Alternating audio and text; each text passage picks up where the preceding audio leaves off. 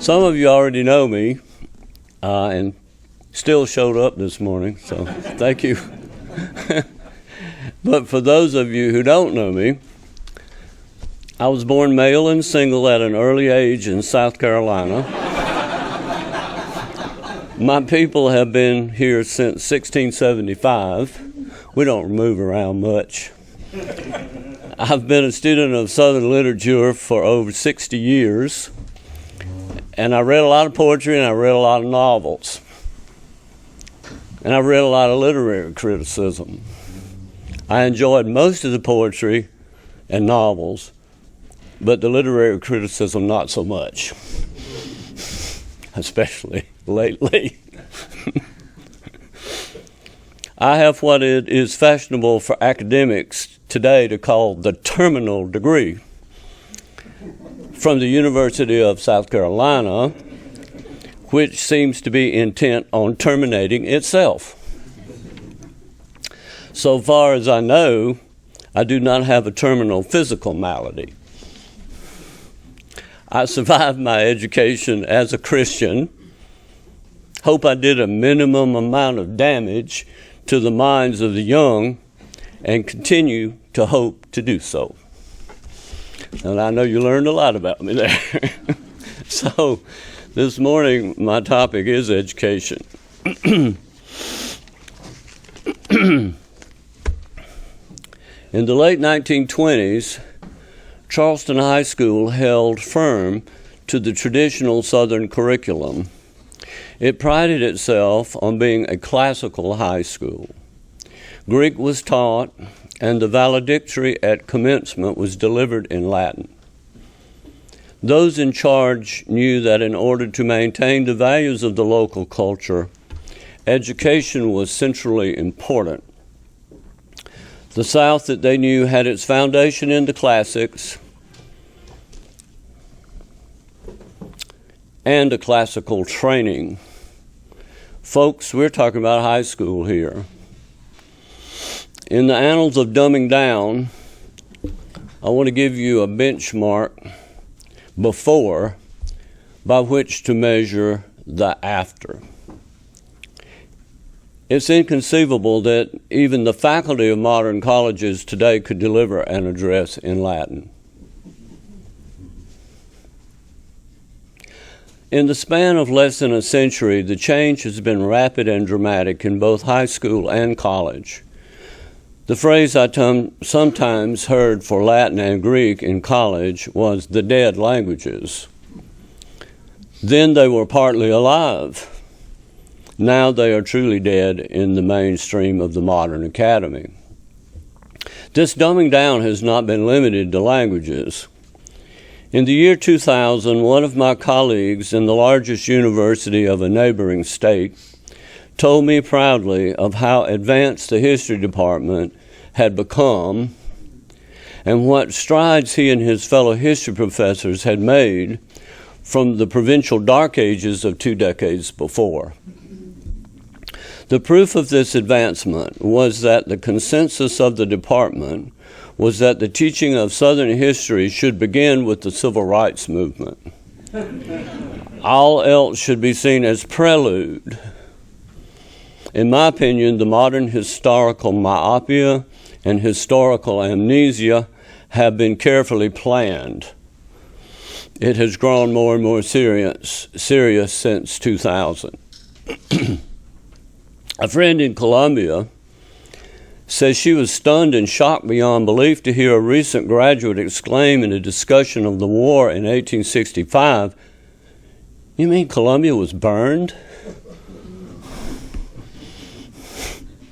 She had never heard that. My friend says that this recollection haunts her as it does me, and should you as well. The Marxist-oriented control of education is upon us.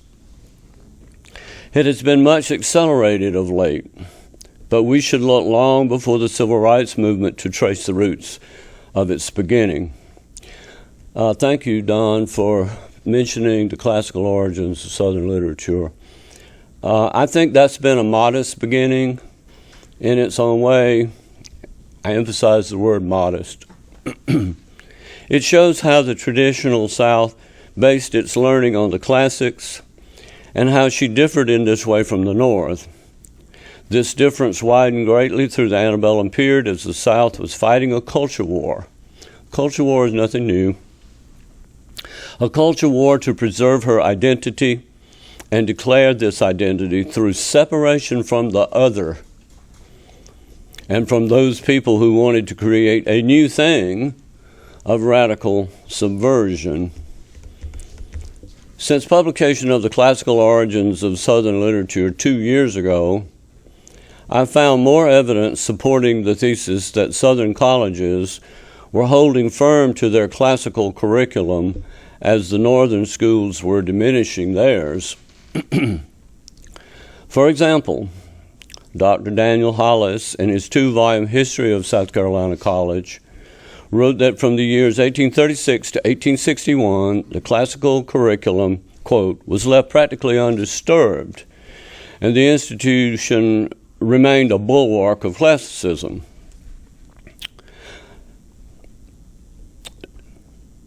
Northern colleges were introducing many new utilitarian electives, is the term we use, thus diminishing the classical emphasis.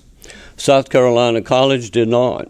Instead, actually, in order to increase the classical emphasis, in the year 1853, both the Latin and Greek entrance requirements were raised. In 1853, the Greek entrance requirement for admission to the college became proficiency in 10 books of the Iliad, 6 books of Xenophon's Anabasis. By 1860, the entrance requirement in Latin included Sallust, Virgil's complete Georgics, complete Bucolics, complete Aeneid, before you got in the door. That's the way you raise your entrance requirements. It's the opposite of dumbing down. Also forgot select orations of Cicero. Before 1853, only several books of the Aeneid had been required. By 1860, the entire epic had to be mastered in the original Latin before the student would be admitted. By the late 1850s, Dr. Hollis noted, after his study of American colleges, noted that South Carolina College, quote, required 3 times as much Greek as Harvard, Yale, or Princeton, and twice as much as Columbia University, which is a bit ahead of them. The college was aware of what was happening to the curriculum outside the South, and its president in 1853 issued the declaration that the school will hold firm to its commitment to a classical and, key word, non-utilitarian education. He reaffirmed his belief in, quote, education to cultivate the mind without reference to any ulterior pursuits. The trend in the northern schools was to continue the multiplication of electives at the expense of the classics to such a degree that when T.S. Eliot went to Harvard, he said, quote, the curriculum had been ruined, unquote, and made unsound because lacking proper Latin and Greek. And he called Harvard merely a smorgasbord of electives. That's what it happened. It reached that state. So in the classical origins, I spent a lot of time with Noah Webster. His demands at Yale to replace the classics with Thomas Paine. Thomas Paine's enlightened methods and post-French revolutionary democratic egalitarian progressive thought. Like most revolutionaries, he wanted it to happen right now, immediately. But Yale frustrated him. They were holding out. The Yale Report of 1828 affirmed the classical curriculum over the demands of the growing number of certain rebellious persons. The traditionalists at Yale were fighting a losing battle, however. So chapter 1 of the Classical Origins goes into further detail of the, quote, new thing the radicals like Webster wanted to create. But I want now to turn to Basil Gildersleeve and what he has left us in continuing the story of the Northern War on the classics into the Reconstruction South. This war accelerated after Northern armies defeated the South, and radical Republicans became fully intent on reconstructing the Southern mind. One early way in South Carolina was overturning the classical emphasis in her state college, what people like now to say the flagship university, some kind of armada out there, I guess. The new order began by declaring the college, first of all, a university. A lot of electives. But first, we need to know something about Mr. Gildersleeve himself. Today, he's acclaimed the finest classicist America has produced. Right? Yeah. I think. I'm not a great expert on him, but I think that's the consensus. He was born in Charleston in 1831. He never forgot the place of his birth and always called Charleston the city of my soul. He was educated by his father and courses at the College of Charleston in 1845 when he was 14 years old. He entered Princeton in 1847 as a junior at age 16 and graduated in 1849 at age 18. Gildersleeve writes, quote, "At Princeton, there was no pretense at Latin or Greek composition, and I lived on what I had learned before I went to college in the South." He recalled, quote, "I read before I was 15 all Caesar's Gallic War, all Virgil, a number of Cicero's orations, the Lelius and the Cato, Sallust, Juvenal, parts of Tacitus." These I recall distinctly. And also Cicero's De Oratore, of which my father, my principal teacher, happened to own a fine old edition. It's been passed down in his family, so he studied from that book. That means something. Books passed down that your grandfather read. Okay. My recollections of Plautus and Terence are very hazy. Ovid was a little read in those days, but I recall the first books of the Metamorphoses. They were sort of off limit. Gildersleeve's studies in Greek before Princeton were not neglected. He says that as a child upon his father's knee, I spelt out the Gospel of St. John. It's amazing. Gildersleeve read Xenophon's Anabasis and Chiropaedia, the complete New Testament in Greek, and Homer's Iliad, with the help of Latin glosses. He had trouble with classical Greek, so he used a Latin gloss to help him along. All before entering Princeton at age 16. He read Plato and Anacreon in the original before he was 12. I'm not making this up. You can go behind me, check my facts. We should note that Gildersleeve's readings sound very close to the raised requirements for entrance to South Carolina College. There's a corroboration. And I think Dad was preparing him for college entrance, maybe to South Carolina College. Gildersleeve concluded about education in the classics at Princeton. This is a quote. "To be frank, for a boy who had read as much Latin and Greek as I had before ever I entered Princeton, there was nothing to be learned from the classwork. There were no exercises, without which it is impossible to acquire a sharp knowledge." Gildersleeve further concluded that at Princeton, classical studies were not taken seriously. One of his classics professors actually made light of their importance in the classics class he was teaching. Gildersleeve. That's not the way to teach. Certainly doesn't inspire further endeavor.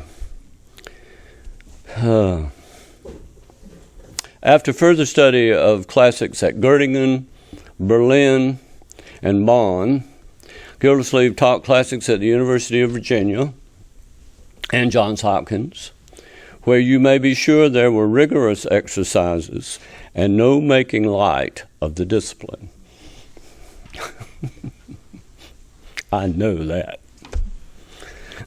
He taught for an incredible 60 years. Let that sink in. During the Reconstruction, South Carolina College was controlled by the occupation government. At first, the Republicans in charge were moderate. But in 1873, radical Republicans replaced the moderates. The radicals made it clear that they were intent on destroying all vestiges of the old guard. The newly appointed professor of Latin and Greek in 1873 was Richard Greener. Greener was the first African-American graduate of Harvard. Greener also taught a course in constitutional history. I feel, as did Gildersleeve, that this appointment was made by the radicals as a symbolic statement of Northern domination. It was as if the conquerors were saying that your culture will now be at the mercy of the new order and is completely under our control. The fine old aristocratic center of state learning was chosen for this reconstruction of the culture. Doubtless, the appointment was also made, at least partly,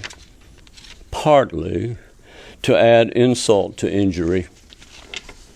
Gildersleeve himself interpreted their actions in this way.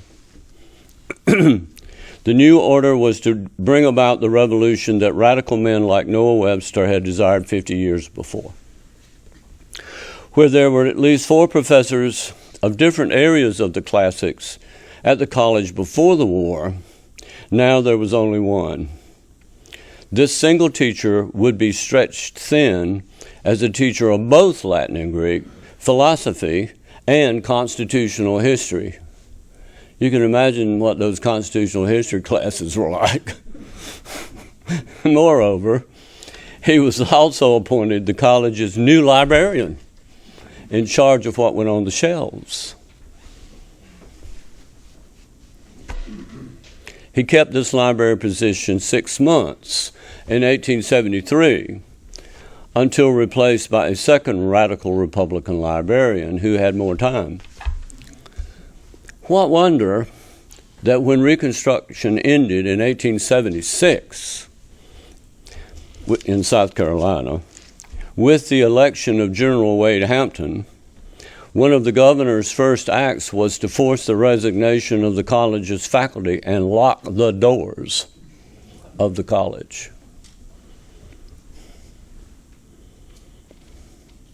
It was later reopened under new management.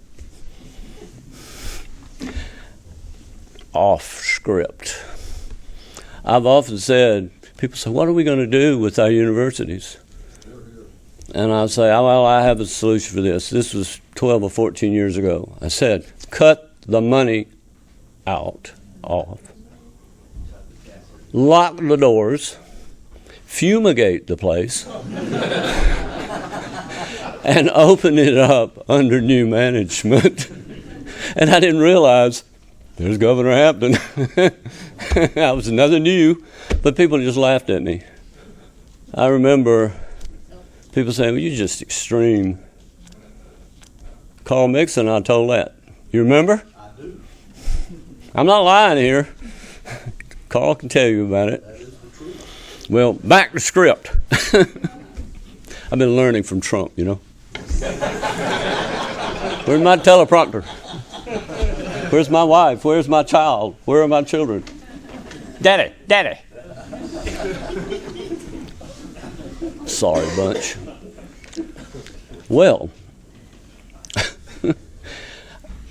we ought to know that Hampton was a very good student at South Carolina College. That was his alma mater, as it is mine. I'm not enjoying this. Know that. I'm not enjoying this. Well, let's talk about Greener a little bit. The university's been kind of doing a little research on Greener. He's a very interesting study. There's a lot yet to be learned about Mr. Greener. He was born in Philadelphia in 1844 of mixed parentage. His family moved to Boston very quickly. He graduated from Harvard in 1870, was appointed at the University of South Carolina in 1873 by the Radical Republicans. He served until Governor Hampton locked the doors. During his tenure at the college, Greener earned a law degree from the Reconstructed University and was admitted to the practice of law by the Reconstruction South Carolina State Supreme Court in 1 year. After Greener left Columbia, he was appointed dean of the new Howard University Law School, named for General O.O. Howard, who was part of Sherman's occupation of Columbia in 1865. Howard's headquarters in the city was Louisa McCord's house, adjacent to the South Carolina College. Greener's tenure at Howard was very short-lived. I wondered what was going on. He was not there very long. I just know dates. He practiced law then in Washington, D.C. in 1880. Then we find him appointed a clerk at the United States Treasury. In 1885, he was secretary of the Ulysses S. Grant Monument Association in New York City. So he had moved to New York. After a series of civil service jobs, he was appointed consul to Bombay, India, and then U.S. commercial agent in Vladivostok, Siberia. And it's Don, when I told him, he said, oh, there's a lot of business going on there. And I like to say he was sent to Siberia. He was one of the first people sent to Siberia. But these are the facts. And I should stay on the script. In 1874, Greener had married. This was back 1874, right after he had been appointed as a classics professor. He eventually had 6 children by this wife. They separated when he moved to Russia, and he abandoned his children. In Vladivostok, he took a common law wife, Mishi Kawashima, and fathered 3 children by her. When his diplomatic service ended in 1905, he left her and the 3 children, who eventually found their way to China. Greener himself made his way to Chicago in 1908, where he lived off distant relatives and died there in 1922. He died estranged from both his wives and 9 children. In 2009, Greener's diploma from the USC Law School was found in the attic of a house being demolished in Chicago. It has since been purchased by the university for a large sum for the archives at USC, where its archivist now calls it, quote, my holy grail of USC history. It's almost laughable. I'm not making this up, folks. In February 2017, the University of South Carolina erected its first statue on campus. There's one statue on campus now.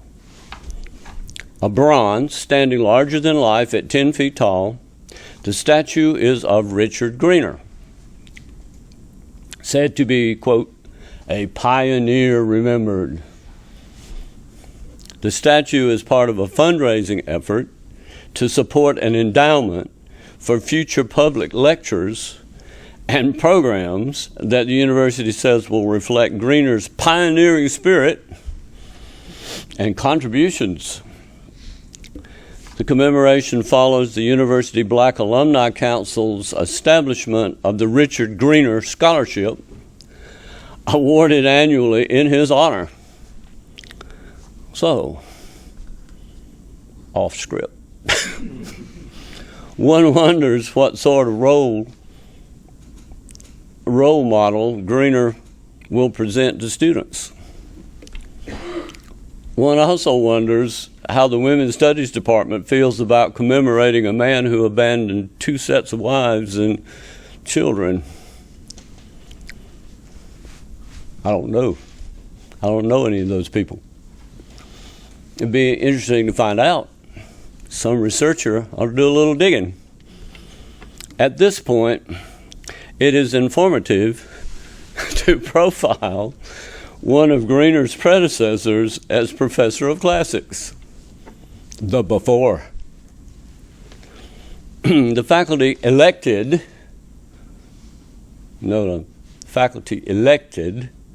Charles Pierce Pelham of Columbia as professor of Roman literature in 1846. He had taught classics at Mount Zion Academy and spent several years in Italy studying the origins of that literature. He knew Rome intimately.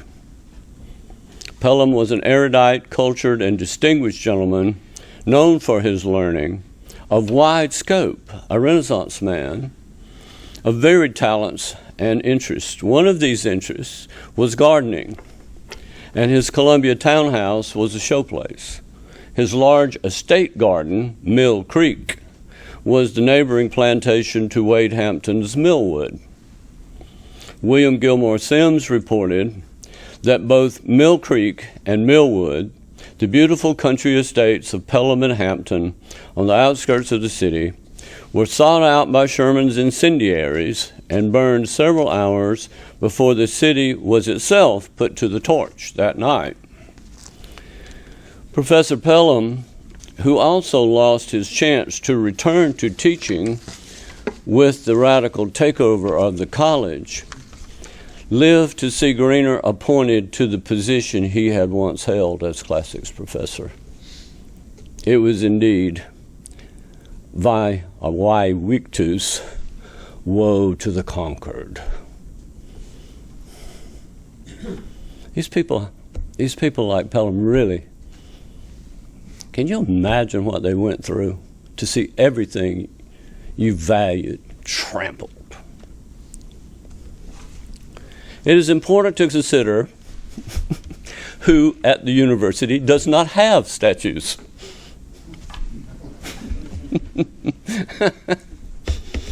Quickly coming to mind are Governor John Drayton, its accomplished founder. Could go into detail about John Drayton. Professor scientists John and Joseph LeConte, who lost their jobs with the takeover of the college, and one of whom went on to found the University of California. The other, a naturalist, geologist, prolific author, founder of the Sierra Club.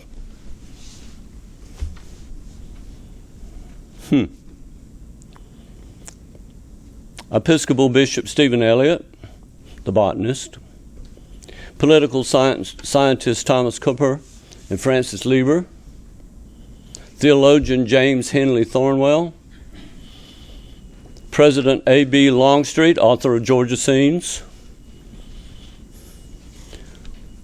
the eminent classicist Hugh Swinton Legree, first honor graduate in the class of 1814, who went on to found the Southern Review, became U.S. Attorney General and Secretary of State under President Tyler. Legree's masterful essays on the importance of the classics as basis for learning are still considered some of the best defenses of classical education, and these include those of Professor Gildersleeve.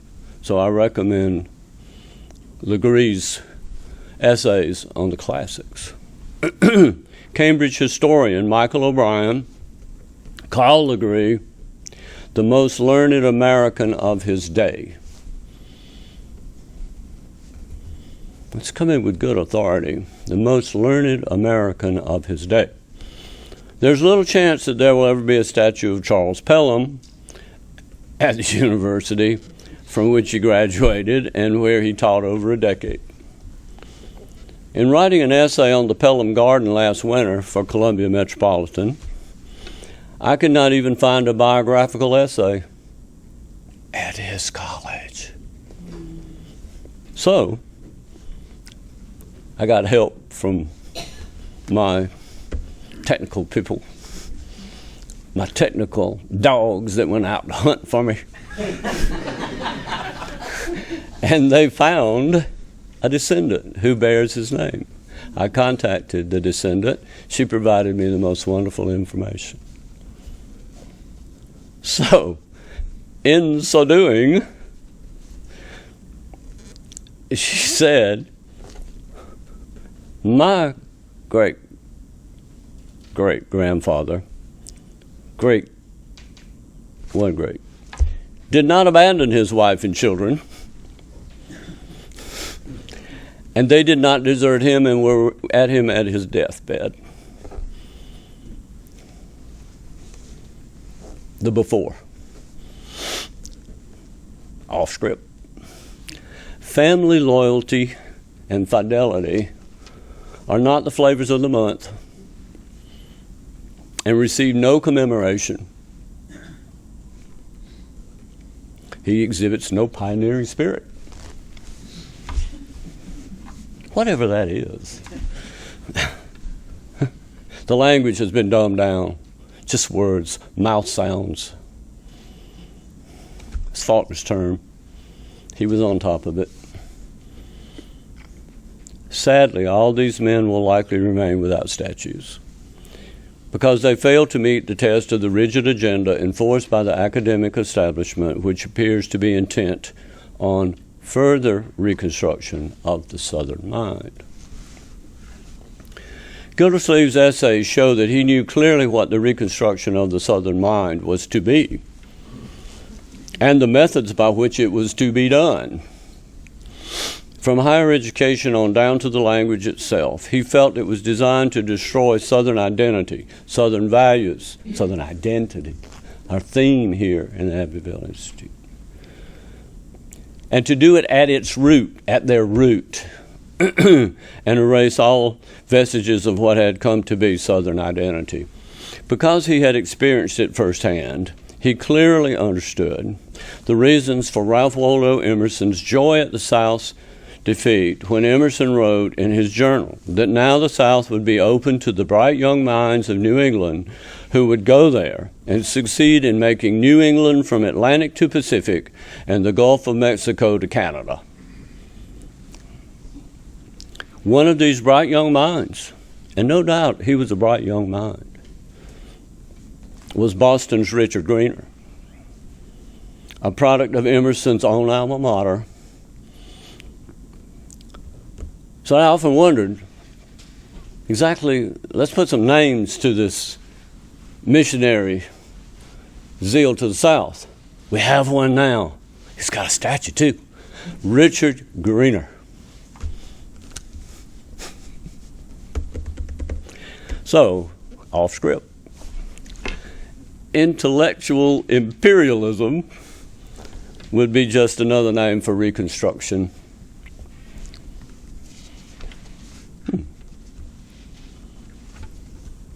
As a classicist, Gildersleeve was particularly interested in language In 1864, he named Emerson and Theodore Parker and that whole school of rationalist revolutionaries as great sinners against the proprieties of language.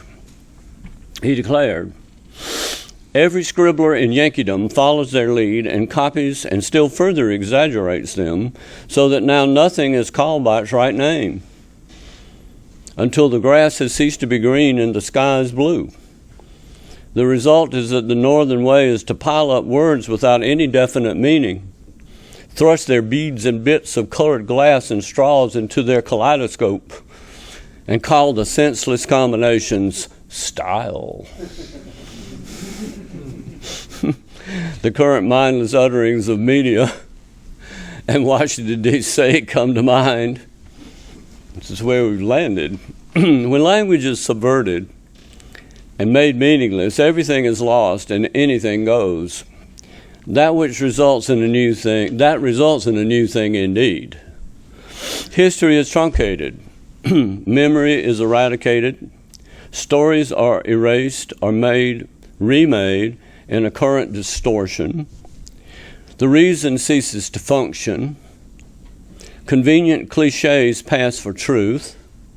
Discussion is prohibited or becomes pointless and results in shouting and name-calling. Gildersleeve saw the reconstruction of the Southern mind as a fatal step in that direction. His essay, Our Southern Colleges, published in 1869, is the most important treatment of the post-war destruction of higher education. For me, it's the best one I've found. He has three, but this one I think is the best of his three. Gildersleeve wrote, oh my, "The physical conquest of the South is only a part of the far-reaching plan of the North, and political and social humiliation only a small portion of the machinery which is to extinguish the light of a noble people. This reconstruction will continue until we give up religion and the ideals of manliness and honor and true worth, and exchange evil for good and bitterness for sweet. Our enemies have found we cannot be exterminated, so now the first thing to be done is to destroy our system of education. It is destruction first, pillage afterwards.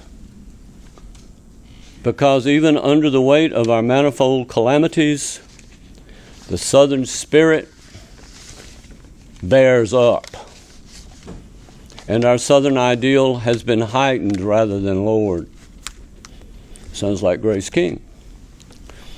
All this the enemies of our civilization know full well. So under the guise of charity, good word, guise, under the guise of charity, benevolence, and philanthropy, they are waging a crusade against our educational system. For so long as it remains in the hands of Southerners, they cannot hope to mold the rising generation. If successful in the course of time, with their takeover and control, Plymouth Rock will become the new Mecca of the South, as it is now for the North. The Southerner's sons are to be reared by his enemies and taught to curse his father. Gildersleeve concludes, and so, our rebellion over, our cities burned, our country ravaged, they have laid hands on the University of South Carolina.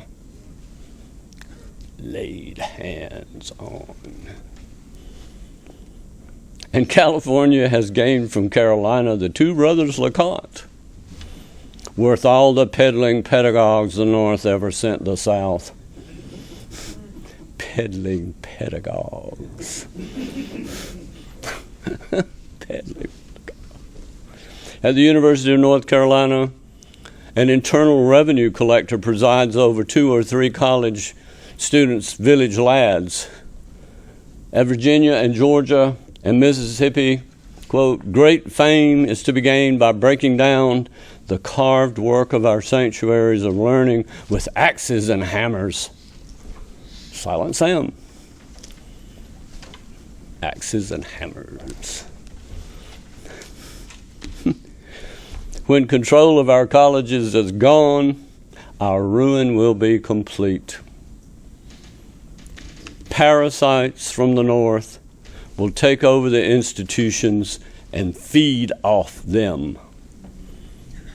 These parasites will be Southern in their post offices alone.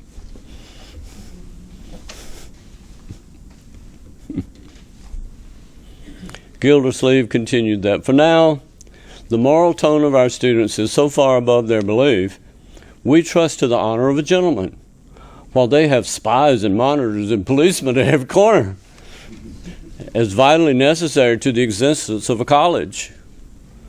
Under their control, this will be the way of the future. More police, more spies. Honor, which they scoff at, will go with all things Southern. Our students have always been gentlemen first and students second. Let's add ladies. Gentlemen and ladies first, students second. That's Gildersleeve. Not so theirs. In their utilitarian, money-oriented system. Gildersleeve's motto reflects his anti-utilitarian stance. Grow, don't climb. I learned that from Dr. Wilson. I do listen. John Gould Fletcher, a writer you need to know, he has an essay on education in the Antebellum South, published in I'll Take My Stand in 1930. And John Gould Fletcher's essay corroborates much of what Gildersleeve says. Fletcher concludes that education in the pre-war South was destined to, quote, achieve character, personality, and gentlemanliness in order to make our lives an art and to bring souls into relation with the whole scheme of things, which is the divine nature. Fletcher concludes that the northern way of education is to, quote, produce a being without roots except in the factory. Wow. A being without roots except in the factory. Utilitarian. So now I'm trying, like, okay, Gildersleeve may have just been an extremist. Corroborated by Fletcher. Corroborating both Gildersleeve and Fletcher are several important essays by a man I know very well, William Gilmore Simms. In 1868, he contrasted the society of the victorious North with his own society. He said, the North teaches that material and mechanical progress are the main elements of a people's civilization. We in the South are to teach what the society of the South practiced, that the virtues, chastities, and affections are the paramount duties and necessities of humanity, superior to all progress in mere material things, all of which are to be held subordinate to the needs of the soul. His anti-materialist stance, anti-utilitarian stance. They're not alone. Many English scholars and professors understand that too. We're very close to the English landed gentry's understanding of things. They're holding out. South's holding out. Then you can see why G.K. Chesterton says, oh, people in the South, They held on to what we've given up now in England, what we're trying to give up in England. So there are several really wonderful quotations from Chesterton and Tolkien and the rest of that school. They like the South. Donald Davidson and John Donald Wade visited. John Donald Wade, I won't go into that. It's in my book. It's in a chapter in my book. John Henry Newman, too. Yes, absolutely. And I treat that in the classical origins. Now, I don't want to repeat something I'd like you to read. You can read it better. But back to Sims. Utilitarianism, here's that word again. The number of times Southern thinkers and essayists and novelists and poets use that term. Somebody needs to do a book on utilitarianism and just find all the references to that term and see what you get. Amass the data, see what comes out of it. Utilitarianism must be kept subordinate. Okay, subordinate. Now, this is, I think, the most important statement from the Sims quotation. It is for the graces, the refinements, the sentiments, the arts and education to refine society and lift it into proper authority over all things which tend simply to increase worldly prosperity. When South Carolina College chose its motto, it went to the classical Latin of Ovid. Translated, the motto reads, "Education refines and protects the mores," M-O-R-E-S. Mores, from which we get the debased meaning mores, French mores, is more than mere manners, and really encompasses the sum total of everything which constitutes a culture: its manners, habits, dress, folkways, religion, virtues, ideals, art, language, chairs, tables, rugs, the fabric of your lives, right? And wisdom. So, in other words, everything that gives a people their identity. The mores. And that's what education is supposed to do. To protect the mores, to protect the people's identity.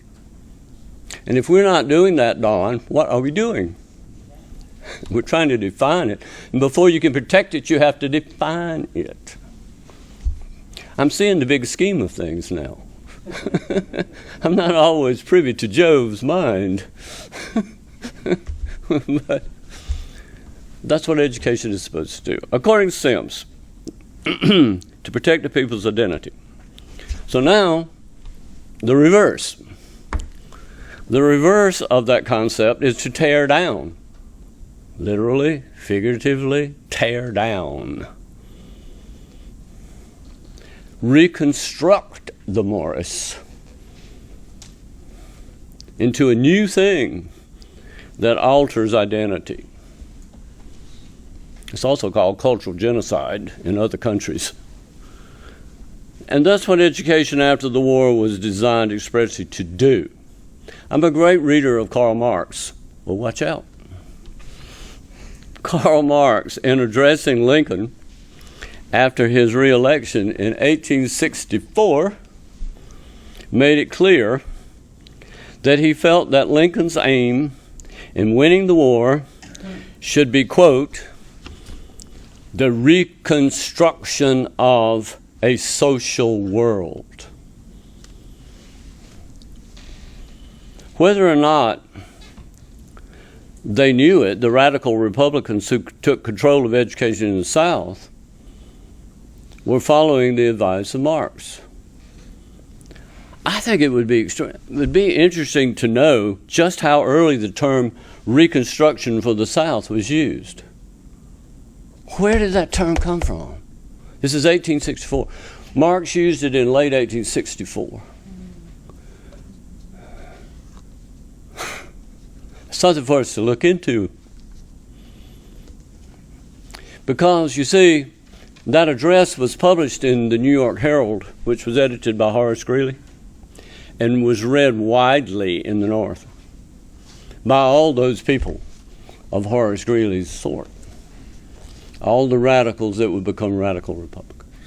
This is published in America. Then it was republished in...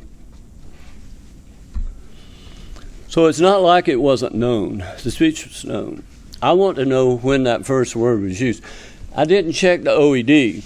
Usually in the OED, the Oxford English Dictionary, you'll find derivation and where the first use is. I didn't have my copy, and my eyes are not good enough to do that mini version that's this size. You have to use a magnifying glass. So if a library still has the OED, which I doubt, they probably tossed it, you can go online. I imagine the OED is online. Find out the first use of the term Reconstruction. For the South, now, the term's been around. Be interesting. It's clear that Marx meant by the term not rebuilding the South's ravaged land or destroyed edifices, as in some glorified Marshall Plan, but of changing the Southern social order. How do you do it? Well, as Gildersleeve would say, education first. Very sad.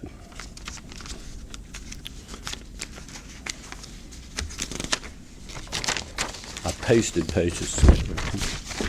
This is about over, folks.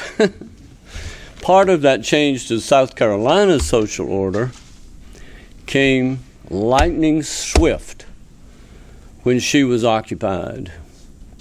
Before the war, the state's divorce laws were the strictest in the nation. Louisa McCord talks about the conservatism of South Carolina and South Carolinians. That's what she talks about. The divorce laws were the strictest in the country. One of the first legislative acts of the occupation government was to overturn these and replace them with the most liberal. Wham! Go into the heart of the social order of the family. Now, if it weren't for our Christian background, this would have been awful. But our churches then were holding firm. Adultery is adultery. Have you heard a sermon on adultery lately at your Baptist church, your Lutheran church, your Catholic church? I talked to my minister about it. His son had just gotten divorced and remarried. He said, "Oh, you can't take all that." He said, "I wouldn't have any congregation left if I'd preached a sermon on it." I left that church.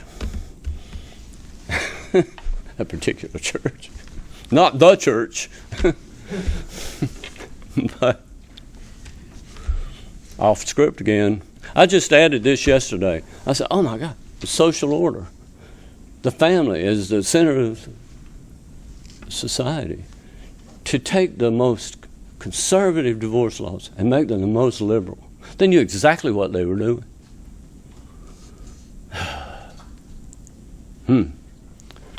Somebody needs to do an in-depth study of that change in the divorce laws. See, I didn't have a chance to do all that research. Research that. We need to know dates, specifics, names, details. I think that would be extremely important. So, anyway, we'll cut this a bit short so we can have time for questions. I strongly recommend Dr. Ward Briggs' 2 volumes of Gildersleeve's collected essays and his edition of Gildersleeve's letters. And that's your handout sheet. If you'll turn it over, Don added that little book review to what I sent. But you'll see this is the primary bibliography for Gildersleeve. They're all in print. Yes. Can order them. So I recommend Gildersleeve, the collected essays, and the letters. Professor Briggs was, until his retirement, a chaired professor of classics at the University of South Carolina. I wear the ring, Citadel.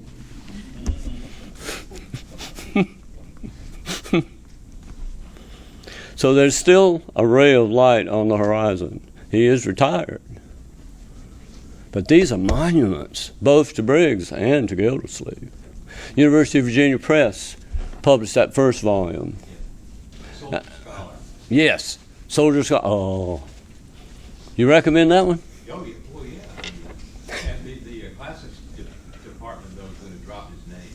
Yeah. It's not going to be called Gildersleeve Department much longer. At the University of Virginia. They're dropping his name off the... Do they have any majors anymore? Yeah. By the 5? He's buried there. Buried. You took me to his grave. That was the inspiration for me to do the pursuit. Life's bivouac is over. Are they changing it to another name or just? I don't know. But they're getting ready to drop it. They have about 12 names every year. I repeat, cut the money off, lock the doors, fumigate the place. 4, open it up under new management. This has been a radical talk. I told Don, I said, oh my, Don. I said, I'm not going to make any friends among the colleges. I said, but I've not been in that business for a long time. It hurts me. It pains me. When you say alma mater, that means your mother. You don't have but one. And I was lucky. I got all of my degrees at one place. I don't have any mixed parentage. So when I got a mother, I don't have a stepmother. I got one mother. And it pains me. Yes, sir. Oh, I have one last statement. Then I'll open the floor. I think, people like Briggs, you need to honor them. He's still alive. Never hear his name. But he's a retired person, probably living in some suburb of Columbia. These people need to be honored. They need to be thanked. We shouldn't forget the people who've labored, right? That would be ungrateful. And it would help us. We need to reach our hands out to these people. I have never spoken to Dr. Briggs, and that's my college. He was there when I was there for a while. I never met him. That's my fault. But I wasn't a classics major. Then you compartmentalize so badly. I was in literature, but I didn't take classics courses. You see how things had specialized. I took only literature courses. It was happening back then when I was young. But at the school then we had 7,000 students. Now there are over 35,000. When I left school from the 7,000, it had grown to 20,000 in an 8-year span. Universal education, things changing. But I think for us, individual, what can I do? I would say, return to the sanity and high standards of the South's classical origins.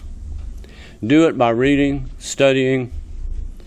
If you have to learn Latin and Greek, do it. There are ways to do that, even when you're older. Do it. Go to Greece. The Lechner's just returned from 10 days in Greece. He can tell you a lot about Greece. And what were you telling me you wanted to research when you got back? The Peloponnese? In light of the South? And I said, oh my, read Gildersleeve's South in the Peloponnesian War. And you haven't done it. You've been too busy. But do it. That'll open the whole vista for you. Back from Greece, did you go to the Acropolis? Certainly. Made your daughters go? Certainly. Forced them. Forced march. Carried them up. Well, good for you. Go to Greece.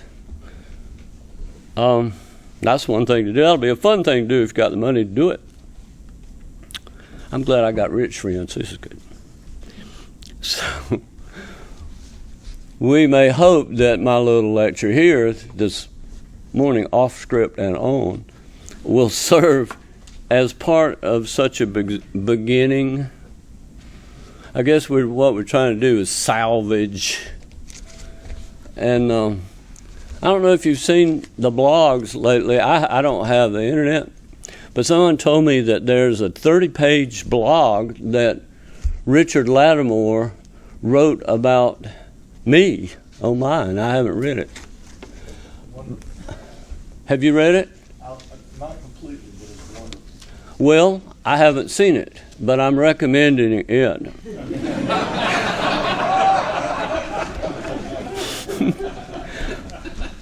I do bear some of the problems of academia and narcissism. It's self-love. It's sometimes self-promotion. But it was forced on me, or I'd have been fired long ago.